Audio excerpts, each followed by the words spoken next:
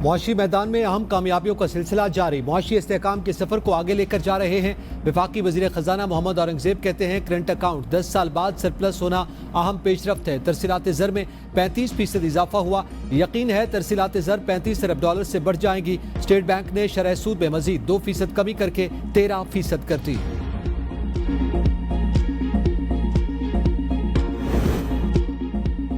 Pakistan stock exchange में 3700 से ज्यादा पॉइंट्स की कमी। 100 इंडेक्स 1,12,000 की नफसियाती हद भी बरकरार न रख सका। कारोबार के इख्तिताम पर स्टॉक मार्केट 1,11,070 पॉइंट्स पर बंद हुआ। हुकूमत ने IMF से ज़राई आमदन पर टैक्स लगाने के लिए मजीद वक्त मांग लिया। ज़राए के मुताबिक सूबों ने ज़राई आमदन पर टैक्स लगाने के लिए कानून साजी मुकम्मल नहीं की।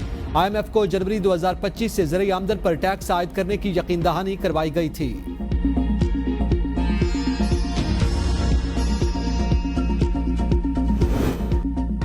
बिजली सार्फिन के लिए अच्छी खबर। एक माह के लिए बिजली 63 पैसे फी यूनिट सस्ती होने का इम्कान। CPPA ने कीमत में कमी की दरखास्त नेप्रा में दायर करवा दी। दरखास्त माहाना फ्यूल प्राइस एडजस्टमेंट के तहत माह नवंबर के लिए जमा करवाई गई। नेप्रा बिजली की कीमतों में कमी से मुताल्लिक 31 दिसंबर को समाप्त करेगा। मार्च 2025 तक बिजली 12 रुपए फी यूनिट सस्ती करने की तैयारी। हुकूमत ने हिकमत अमली तैयार कर ली। ज़राए पावर डिवीजन के मुताबिक CPEC और सरकारी पावर प्लांट्स के कर्जों की रीप्रोफाइल की जाएगी। निजी IPP, सरकारी बिजली घरों और शमसी और पन बिजली के मंसूबों से मुज़ाकरात मुकम्मल किए जाएंगे। बिजली के बिल्स पर टैक्सेस को कम करने के तरीक़ाकार को फरवरी 2025 तक मुकम्मल कर लिया जाएगा। हुकूमत और अपोजिशन के दरमियान मुज़ाकरात का दरवाजा खुल गया। स्पीकर कौमी असम्बली सहूलतकारी पर आमादा। अयाज सादिक ने हुकूमत और अपोजिशन को मुज़ाकरात के लिए अपने खिदमात पेश कर दी। वीडियो बयान में कहा, सियासी इशूज समेत किसी भी मामले पर मुज़ाकरात में किरदार अदा करने को तैयार हूँ। कल शेर अब्दुल मरवत, ख्वाजा आसिफ और राना सनाउल्लाह की बातें सुनी। स्पीकर का दफ्तर और घर हुकूमत और अपोजिशन का है। स्पीकर के दरवाजे हर वक्त अपने मेंबरान के लिए खुले रहते हैं। मेरा दफ्तर और घर 24 घंटे खुला है। हुकूमत और अपोजिशन तलखी खत्म करने, मुल्की मफाद पर बात करना चाहें तो आ जाएं। मौसमियाती तब्दीली, सूबों की खुद मुख्तारी समेत कई दीगर इशूज पर बात करनी चाहिए। जब तक मैं स्पीकर हूँ कोई कमी नहीं आने दूंगा। मेरे लिए हुकूमत और अपोजिशन के अरकान काबिल एहतराम हैं। गुज़िश्ता रोज़ कौमी असम्बली के इजलास में मुशीर वज़ीर आज़म राना सनाउल्लाह ने अपोजिशन को मुज़ाकरात के लिए स्पीकर से रजू करने की दावत दी थी।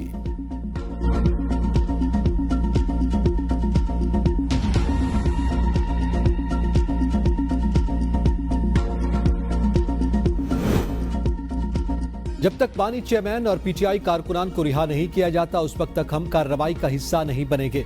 अपोजिशन लीडर उमर अयूब का कौमी असम्बली में इज़हार ख्याल। कहा, हमारे मेंबरान को धमकियां मिल रही हैं। पंजाब में हमारे साथियों के डेरों पर छापे मारे जा रहे हैं। जख्मी वर्कर्स की लिस्ट नहीं दी जा रही। खुर्शीद शाह खुसूसी कमेटी की सरबराही कर रहे हैं। उन्होंने इजलास नहीं बुलाया। JUI के अलावा दीगर अपोजिशन जमातों का सियासी मुतालबात तस्लीम न होने पर ऐवान से walkout. Opposition leader Umar Ayub की क़यादत में अरकान ऐवान से चले गए।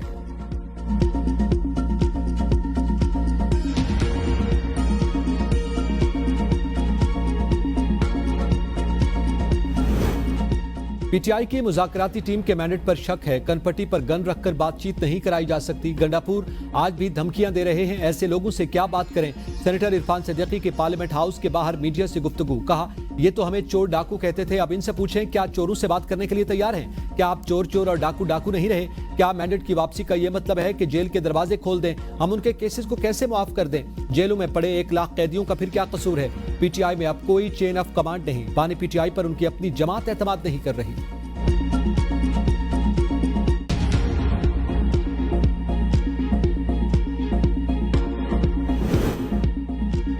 मरी में गैर कानूनी तामीरात गिराने पर साबिक वज़ीर आज़म राजा परवेज अशरफ भी बोल पड़े। कौमी असम्बली इजलास में इज़हार ख्याल करते हुए कहा, 10 साल पहले बनी इमारतों को गिराने का कहा जा रहा है। जब इमारतें बन रही थी उस वक्त महकमे कहाँ थे? उस वक्त किसी को ख्याल नहीं आया। मुझे वफ्द ने जो तफसीलात बताई वो इंतहाई तशवीशनाक हैं। लोग सड़कों पर निकलने के लिए तैयार हो चुके। हालात कंट्रोल से बाहर हो सकते हैं। FIRs खत्म, मसले को मिल बैठ कर सुलझाना चाहिए। वज़ीर कानून आज़म नज़ीर तारड़ की राजा परवेज अशरफ की बात पंजाब हुकूमत तक पहुँचाने की यकीन दहानी।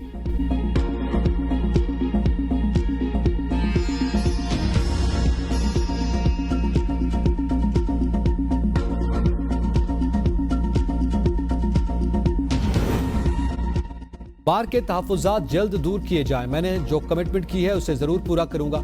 जजेस ठीक होते हैं, आप उन्हें खराब कर देते हैं। चीफ जस्टिस याहिया आफरीदी का घोटकी बार से खिताब। कहा, घोटकी खैबर पख्तूनख्वा के कई अजलास से बेहतर है। जजेस और वकला को मुद्दई के हुकूक का तहफ़्फ़ुज़ करना चाहिए। मुद्दई इस जुडिशल सिस्टम का अहम हिस्सा है, उसका ख्याल रखा जाए।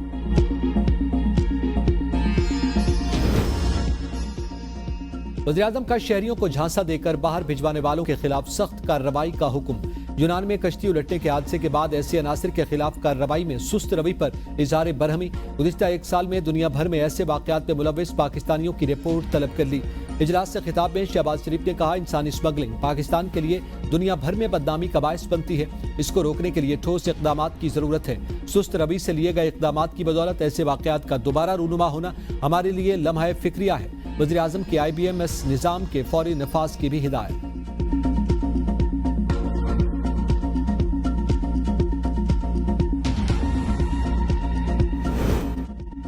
कौमी असम्बली में एक्स की बंदिश की गूंज। वज़ीर ममलिकत IT शिजा फातिमा ने कहा, हमें इंटरनेट बंद करने का शौक नहीं। वजारत दाखिला की हिदायत पर PTI ने एक्स को बंद किया।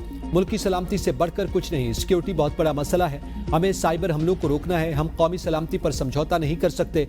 हमारे मुतालिक नाजेबा जबान इस्तेमाल की जाती है। पाकिस्तान में जितनी आज़ादी इजहार राय है किसी और मुल्क में नहीं। अगर इजहार राय की आज़ादी न होती तो टिकटॉक और फेसबुक भी बंद होते। पाकिस्तान में एक्स 2% से भी कम लोग इस्तेमाल करते हैं। मुख्तलिफ तकनीकी वजूहात पर इंटरनेट के सार्फिन मसले का शिकार हैं। सारी काबीना वजारत IT के पीछे खड़ी है। हम सार्फिन को कम से कम तकलीफ पहुंचाने की कोशिश करते हैं। अप्रैल में 4G और 5G स्पेक्ट्रम देने जा रहे हैं।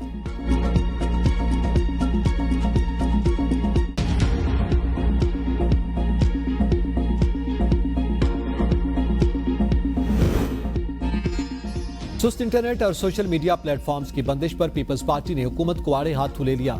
शाजिया मरी ने कहा, इंटरनेट की रफ्तार का सत्यानाश कर दिया गया। वजारत बदहाली का शिकार है। फायरवॉल का सुन सुनकर कान पक गए। हम ई कॉमर्स की बात करने के लायक ही नहीं रहे। नेशनल फॉरेंसिक बिल की मंजूरी ने लोगों को जेल में डालने का रास्ता खोल दिया।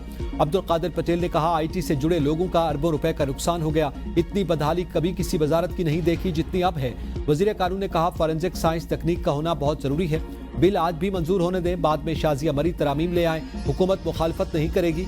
पार्लिमानी सेक्रेटरी काबीना डिवीजन ने कहा, वजारत दाखिला जो ही कहेगी हालात ठीक हैं, हम एक्स खोल देंगे।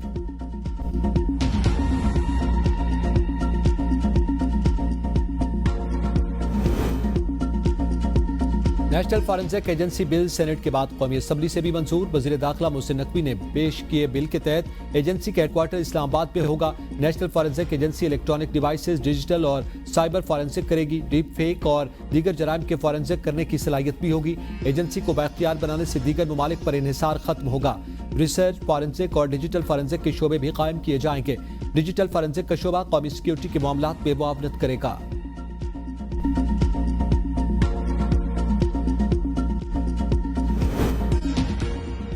यूनान कश्ती हादसे में लापता 35 पाकिस्तानियों के बचने की उम्मीदें दम तोड़ गई। रेस्क्यू ऑपरेशन जारी। जा भाग 5 में से 4 पाकिस्तानियों की शनाख्त सुफियान, रहमान अली, हाजी अहमद और आबिद के नाम से हुई। ताल्लुक सियालकोट, गुजरात और मंडी बहाउद्दीन से है। एक पाकिस्तानी की शनाख्त नहीं हो सकी। पाकिस्तानी सफीर आमिर आफ्ताब कहते हैं, जाबाक अफराद की लाशें सफारत खाना अपने खर्च पर पाकिस्तान रवाना करेगा। कश्ती हादसे में लापता पाकिस्तानियों में बड़ी तादाद कम उम्र बच्चों की है। तफसीलात के मुताबिक हादसे के शिकार तीनों कश्तियां लीबिया के इलाके तबरूक से रवाना हुई। पहली कश्ती में 6 पाकिस्तानियों समेत 45 अफराद सवार थे। तमाम अफराद को रेस्क्यू कर लिया गया। दूसरी कश्ती में 5 पाकिस्तानियों समेत 47 अफराद सवार थे जो बहिफाजत बचा लिए गए।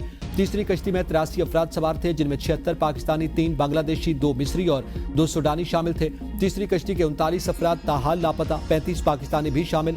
लाहौर हाई कोर्ट में कश्ती वाक़े की तहकीकात के लिए जुडिशल कमीशन की तश्कील के लिए दरखास्त दायर। अदालत से इंसानी स्मगलर्स के खिलाफ कार्रवाई का हुक्म देने की इस्तदा।